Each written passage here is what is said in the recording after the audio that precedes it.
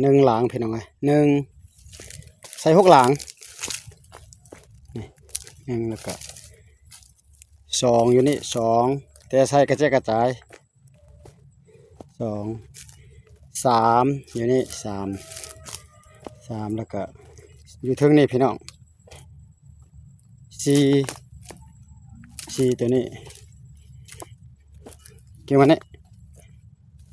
5 6อยู่แถวนี้แหละแต่ว่า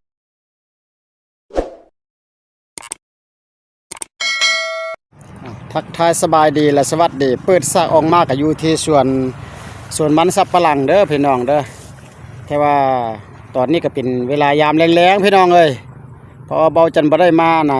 บอนนี่หันหรือว่าหมายนี่หันก็3 เดือนกว่าๆล่ะ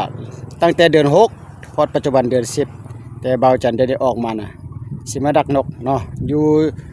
สุดถึงเพิ่นแหละเบาจันจะย่างเข้าไปเบิ่งก่อนเป็นตามีบอนไซแล้วว่าปลา6คันมาปัน6แบบอยู่ตอนหน้าเฮานี่ก็มันก็ใส่บ่ได้เนาะพี่น้องเนาะแล้วเบาจันจะขึ้นไปอยู่ถึงเบิ่งก่อนพี่น้องแล้วเป็นตาใส่บ่เป็นตาใส่ก็จังคอยลุ้นเลยติดตามเบิ่งนํกันเนาะเบาจันจะย่างขึ้นเมื่อก่อนพอฮอดอยู่ถึงเพิ่นล่ะพี่น้องเอ้ยเอาไปเบิ่งนํกันพี่น้องมีบอนไซบ่ออกมาฮอดล่ะพี่น้องป้าโธ่บุอยู่หั่นจะมาฮอดอยู่นี่บ่แม่นแต่ว่ามีงัวอีกพี่น้องเอ้ยนั่นแต่บ่ฮู้ว่าจะมีนกบ่มีนกก็ลองเบิ่งก่อนพอจะจุดนี้เนี่ยมีงัวน่ะอ๋อบ่จังก็จะออกมาถ่ายจะไปดักอยู่บนเก่าบนนี้เบิ่งก่อนไปปักซิงเบิ่งนี่มีงัว2-3 ตัวเพิ่นน่ะพี่น้องสถานที่ก็ยังพอใช้ได้อยู่เนาะแต่ว่าทางลมนี่6แท้6ว่าพี่น้องบ่ได้ต่อไปนี่เพิ่นจะมาใส่อยู่หมานี่งัวมาตลอดเนาะพอบ่ได้มา3 เดือนกว่าแล้วพี่น้องหมายนี่นะโดนเติบมีงัว3-4 ตัวเอาไปแถวนี้บ่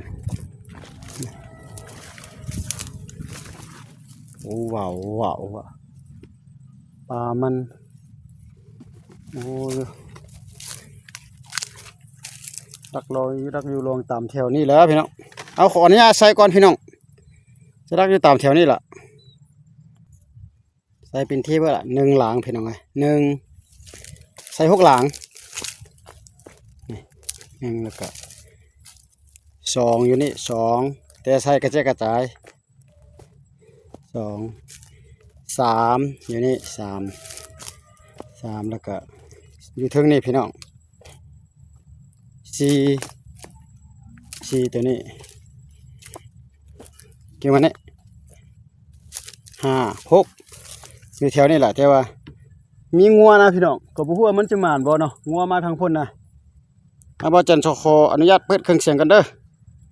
สิบ่ได้ถ่ายแล้วมาลุ้นตอนยามน้ำกันบ้านเดียวเลยพี่น้องเอ้ยโอ้นั่นเสียงงัวยามพุ่นก็ยังมีตัวหนึ่งอีก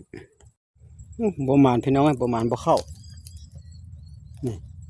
หลังนี้ก็อยู่คือเก่าจะแม่นมีควายมานะมีงัวมาหลายนะพี่น้องมันจึงบ่เข้าหั่นหลังนี้ก็ยังกลางอยู่นี่บ่แม่นปกติบ่ดีเลยนกคมในลงดีพี่น้องบ่เข้าพี่น้องเอาขออนุญาตเก็บก่อนพี่น้อยว่าจะเก็บซิงกันเด้อคันบ่คำแล้วก็จะไปไม้ก่อนพี่น้องมันบ่เข้าล่ะพี่น้องเอ้ยเอาคิดว่าจะไปไม้เนี่ยมันจะคำแล้วพี่น้องเอ้ยอาจารย์จะขออนุญาตดักแต่มาเดียวแล้วก็ขอปิดคลิปไปเลยซะพี่น้องผมหมานพอกันไหมในโอกาสหน้าหรือไปคลิปหน้าซะสำหรับคลิปนี้ก็เบิ่งแล้วก็ประมาณมันมีงัวนะมันมีงัวพี่น้องเดี๋ยวนี้ก็ยังกองมันมาเลาะตลอดแล้วงูแบบนกคุ้มปกาอยู่พี่น้องเลยเอาก็บ่เป็นอย่างพี่น้องเอาบรรยากาศตอนค่ายคำค่ายไรจังสิแหละมาฟังมาตอนกันพี่น้องเลยเนาะอาจารย์ก็จะกลับไปก่อนกันเดี๋ยวนี้5 โมงยังแหละเพราะ5 โมงยังประมาณ5 โมงปลาย5 โมงครึ่งมันค่ำเลยนะพี่น้องไปนะพี่น้องเนี่ยรถลายนะต่อไปมาอยู่เนี่ยคนกันละเป็นบ่ออกไปทางพุ่นอยู่ไปดักตัวนั้นพุ่นพี่น้องไปตัวนั้นนี่มีรถ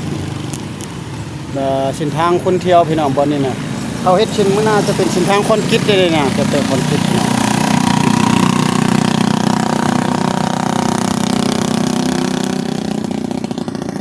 ำอิฐก็พี่น้องว่าสิกลับเฮือนนั่นล่ะ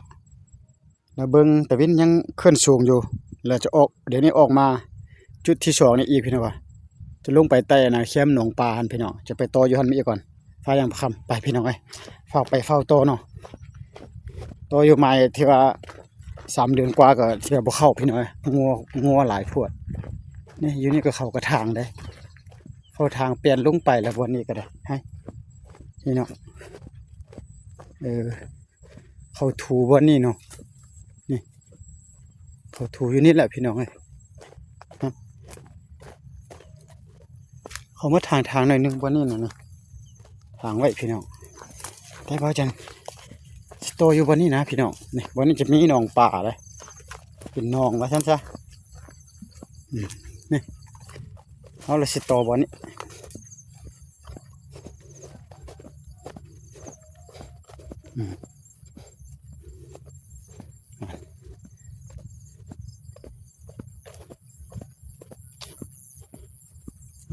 สิโตลองนี่ก่อนลองนี่พี่น้องลองนี่อาจารย์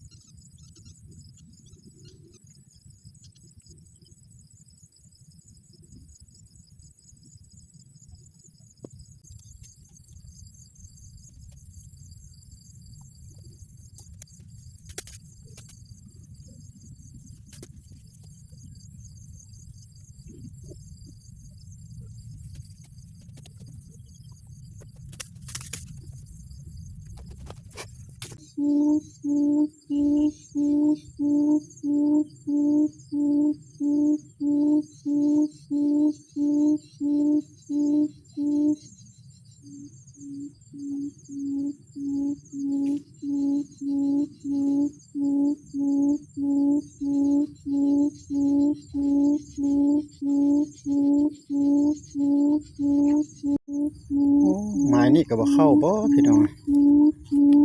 บ่มาอีกพี่น้องมีนกคุ้มนะอยู่หั่นน่ะแต่มันนกคุ้มบ่ลงพี่น้องบ่มาเข้าอีกพี่น้องโอ้คำโพดบ่คือเก่าพี่น้องบ่เข้า